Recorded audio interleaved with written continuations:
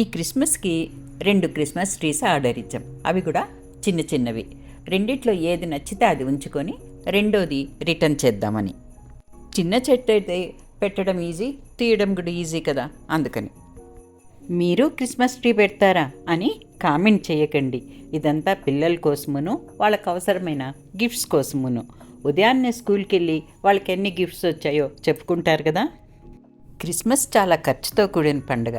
ఎందుకంటే ఒక ఫ్యామిలీలో ప్రతి ఒక్కరూ మిగతా అందరికీ గిఫ్ట్స్ ఇస్తారు, అలాగే వాళ్ళ బంధువులకు కూడా. పిల్లలకైతే వాళ్ళు ఏమేం కావాలనుకున్నారో అవన్నీ గిఫ్ట్స్ రూపంలో ఆల్మోస్ట్ అన్నీ వచ్చేస్తాయి.